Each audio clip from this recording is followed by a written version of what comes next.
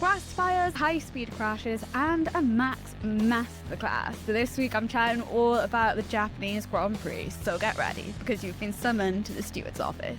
Hello everyone and welcome back to the Steward's office. I'm Saira, and this week F1 headed out to the Suzuka circuit out in Japan for the Japanese Grand Prix. And I've got to be honest with you guys, this is one of my favourite tracks that we go to. The circuit is so cool. It's the only figure eight circuit that we have on the calendar, and we've had some good racing there. But it is a track that we've swapped around on the calendar. We have put it at the beginning of the season compared to the end, and that was just to help with the sort of logistics of all the travel that the F1 teams were doing. So it was in a slightly different time slot, and for our rookie drivers, a lot of them, bar Liam Lawson, it was the first time that they were heading out there. So I was excited for this weekend, but before we go into everything that was going on during the actual F1 race, let's have a chat about the big news that happened not long before the Japanese Grand Prix week began. And that was the fact that Red Bull have swapped Liam Lawson and Yuki Tsunoda around. Liam Lawson, after 2 races with the main Red Bull team, has been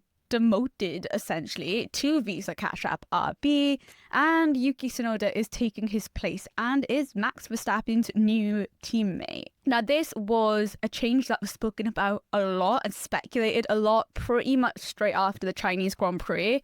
The first thing I saw and heard about it was from the Autosport Instagram, and I really trust their sources. So when an outlet like Autosport is saying that Red Bull are going to be swapping Liam Lawson out for Yuki Tsunoda, I was believing it. And the thing is, I think in general, from the whispers that we had from the first 2 races, you could tell that Red Bull weren't happy and that a swap looked like it was going to be on the cards. And I've got to be honest with you, I just didn't think it was going to be this early, because even by Red Bull standards, this is quick.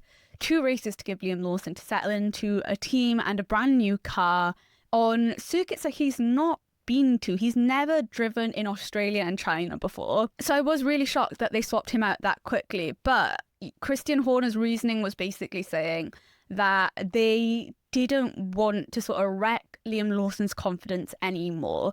They thought it was better for him and for his career and his future to put him back into Visa Cash App RB, where he could build on his experience, build up his confidence again. And that also by having Yuki move into the Red Bull seat, because that Red Bull car has got some issues, Yuki's experience and knowledge would help them and help Max build on that car and help improve it. So that was Christian Horner's reasoning. I think a lot of us are of the opinion, in the first place, that this was a very quick move for Liam Lawson. I don't necessarily think they should have moved him that quickly, because he had done 11, I think, previous races before this F1 season started, and he's been a full-time F1 driver, but it's not been 11 races in a row. He's always come in the middle of the season as a reserve driver, so he's not had that full experience. It's not been 11 races in a row, and once again, the Red Bull car is a lot more powerful and further up the field, and there's a lot more scrutiny when you're up to there. So I do think in general they pushed him into that Red Bull seat way too quickly, but then to only give him 2 races, knock him into Visa Cash App RB, which, I mean, it's their sister team, but I think we all know that it's a demotion, right? Like, you're not in the front-running Red Bull team, that title team being Max Verstappen's teammate. It is a demotion, right? Obviously, the hope is that he could build up his confidence there and sort of find that performance that Red Bull had pulled him into that seat for in the first place, and he's able to rediscover that sort of form. Time will tell if that happens, but it did mean that Yuki Tsunoda made the move into that main Red Bull seat for his home Grand Prix, and it's a move that he has been waiting for 4 years at this point, guys. It has been a while that he has really wanted that promotion. And I think over the last couple of seasons, especially last season and the 2 races that he had with Visa Cash App RB this season, really showed that he's built so much knowledge as a driver, his confidence, his racecraft. He said himself, he just feels more confident and calm in the car now. So yes, it is gutting for Liam Lawson to only have had 2 races in that car, but I am also extremely happy for Yuki Tsunoda getting that chance. And Liam Lawson said himself, at least he still has a Formula One seat. Red Bull didn't kick him out the sport. They just swapped him and Yuki around. So he still gets that chance to drive in Formula One. And that's better than nothing. That was the only main story, I think, that came out of this week, or the 2 weeks between China and Japan. But let's have a chat about this actual race weekend. And it wasn't an easy weekend for the drivers in the run-up to qualifying and to the actual race. And that's because they had some limited running, because there were a lot of red flags during practice. FP1 actually went all right. We didn't have any problems in FP1, but free practice 2 happened and it all went a little bit haywire. Jack Steward had an absolutely awful crash in FP2. He wasn't driving in FP1. They had swapped him out so they could do their rookie test. So it was his first run around Suzuka with an F1 car, and he had a really high speed crash, and thankfully he was okay. He was absolutely fine to get back in the car the next day. It was awful to watch. I gasped when they replayed that crash, because they didn't show us the crash at first. They didn't know what was going to happen. They just showed Jack's car, and when they actually showed how quickly his car went into that corner and the crash that happened, it was awful. But like I said, thankfully he is okay and he is fine. But that did cause quite an extended red flag, because they had to make sure Jack was okay and get him off track, get the car off track, sort out any of the debris, and also sort out the barriers before the drivers could go back out. So that didn't give them a whole lot of running. Wasn't long after the session restarted that Fernando Alonso found himself beached in the gravel and could not get himself out, and so his car then had to be taken off track, and that was another red flag. And then we had fire. The sparks from the cars were blowing little embers onto the grass because there was a lot of wind as well, and the grass was catching fire. And obviously the drivers cannot drive on a track when there is fire going on, so the session had to be red flagged while they put those out. So FP2 was a mess in terms of running. There wasn't any consistent running. I think the driver's Charles Leclerc's radio, he was very fed up with it. By the end of the session, he just wanted the session to be over. But yeah, the drivers and the engineers could not get their actual run plans in. Race runs, quality runs, all the rest of it, everything went out the window. I think the most amount of laps that was able to be done in that session by any driver was 10 laps, which is nothing. That's nothing, guys. You can't even change a setup properly with 10 laps. So it was not great for a lot of the drivers. FP3 was better. They got more running than FP2, but I think it just put everyone a little bit on the back foot when it came to figuring out quali and race runs. And for Jack Doohan in particular, it really, really did push him on the back foot, because he didn't get FP1, had no running in FP2 because of that crash, and only had FP3. And it's also about confidence building, I think, after you have a crash like that. So it wasn't really a surprise that when we got into quali, he was out in Q1, because I think there was also going to be some hesitancy about going flat out on this circuit after that crash, which Alpine did mention was because he left the DRS open going into that corner. He'd apparently been doing it in the sim. Alpine didn't catch it to say that wasn't a good idea, and that's what caused the crash. But yes, he was out in Q1 when we got to qualifying, which I don't think a lot of people were surprised about after that crash. I've got to be honest, I was quite surprised that Esteban Ocon and Lance Stroll were both knocked out in Q1 as well. The Aston Martin in particular has looked a little bit better lately, and yeah, both Stroll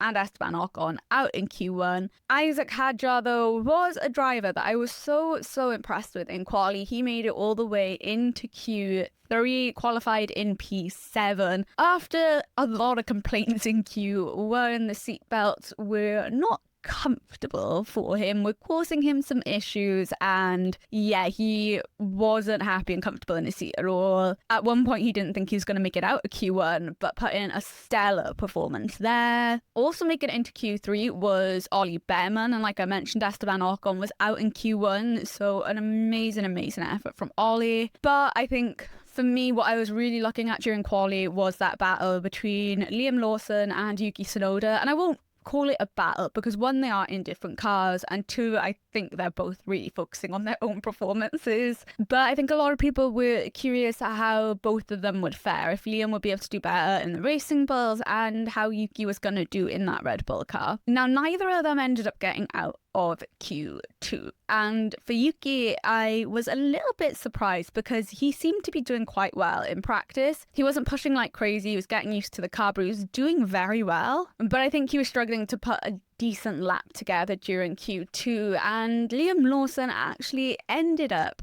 out qualifying him. I've opted not to read a lot into this. I know some people have read more into this, but for me, I think we need to remember that one, the Red Bull car is not great, and we said the same with Liam, and two, they are in different cars. I think if Liam and Yuki had been in the exact same car with the exact same setup, it would be a different story. But I think considering they are in very different cars now, you can't really compare them. The comparison, if you're going to draw one, needs to be between Max and Yuki, and then Isaac and Liam. That's where your comparison needs to come in. I think for Red Bull, yes, they would have wanted Yuki into Q3, and what we can say though is that this has been a better performance than when Liam was in the Red Bull seat, in that Yuki is qualifying higher up than what Liam did when he was in Red Bull, and that's just a matter of fact, right? But I think we'll see over the next couple of race weekends where Yuki qualifies and ends up in the race.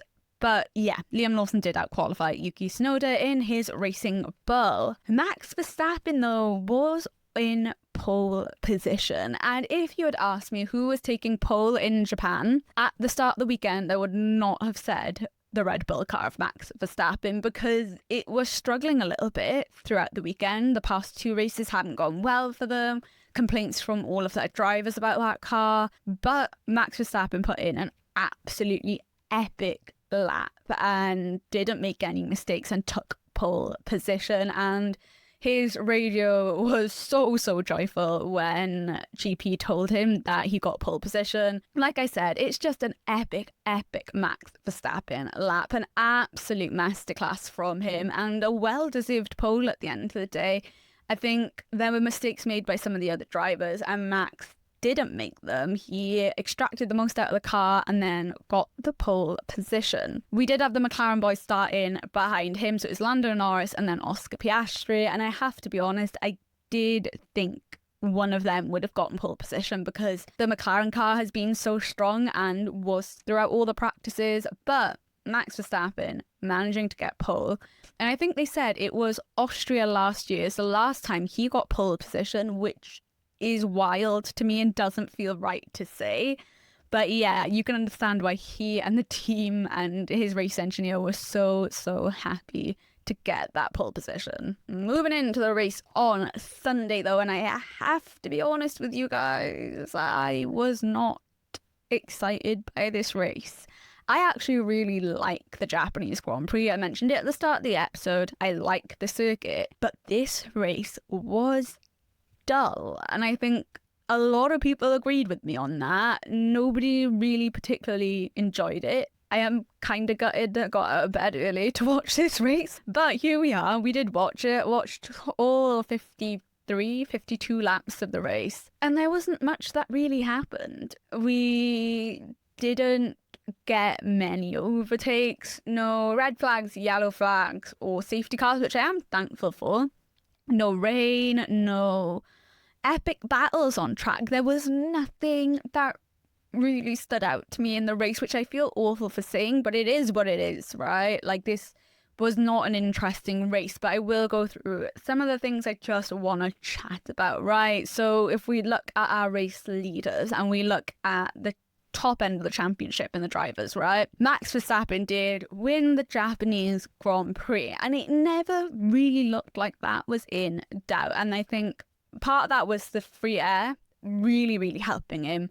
He didn't have to worry about dirty air affecting the car or making the tyres grain more. So I think that was a really big help for him. And I think they just managed to get that Red Bull into a sweet spot that really worked for the car. Is that something I think that's going to happen every week with the car? Not exactly, and that's not because of their drivers. I just think that car is a little bit difficult at the moment. the McLarens, I thought, were going to put up more of a fight, and they didn't. I thought they'd be a little bit closer, but there were points where there were quite big gaps between Max and Lando Norris, and I was gutted to see that, because you want to see that battle, especially between the McLarens and Max Verstappen. It would have been epic to watch, but it just didn't materialise. And Lando has spoken about that car, that McLaren car, being on a knife's edge. Like, it is very, very quick, but you have to be so careful with the way you treat it to make sure you get all of that speed. And I don't know whether something in setup just wasn't quite right and meant that they couldn't push as much as they wanted to. Maybe it was because of tyre grading and temperatures, I don't know, but that pace that we've seen over the past 2 races from McLaren just didn't seem there. Moving down to the middle of the pack though,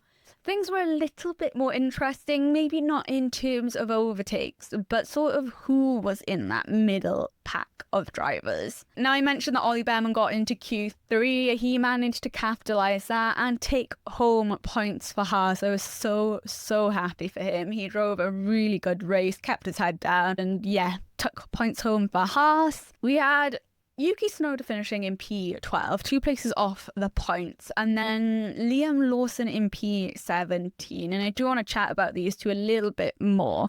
And we're going to start off with Yuki. Now, I know he would have wanted more in his home Grand Prix. I know he would have wanted to be further up, closer to the top of the table, actually in the points, right? However, I think this was a sound Grand Prix for him in that he was close enough to the points.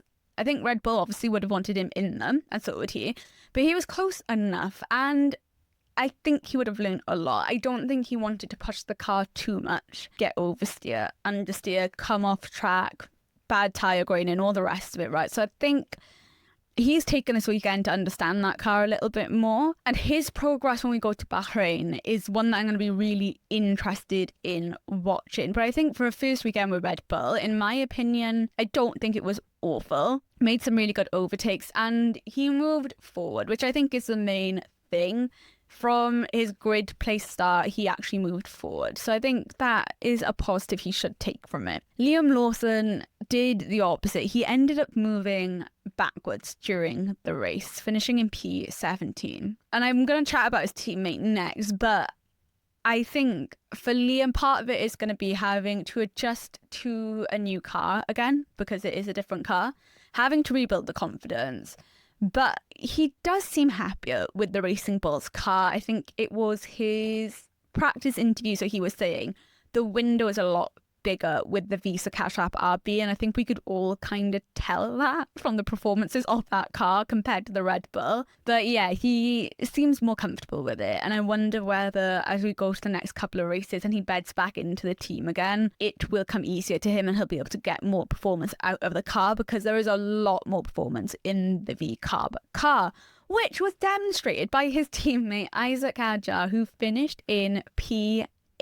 And if you look at the 4 Red Bull drivers, it's now Max Verstappen with the most points, and then Isaac Hadjar, which I don't think we were expecting to be the case going into this season, but he's put on an amazing 2 races. Australia, obviously, we had the issue and he wasn't able to start the race, but China, he drove incredibly well, and now coming in to Japan, getting those points, I think he should be absolutely chuffed. What else happened in that midfield pack? Aston Martin walked away with no points, which is gutting for them because they've had points finishes for the past 2 races. But Williams have walked away with points for the 3rd race in a row, which is the first time since 2017 the team have had 3 points finishes in a row, which is insane.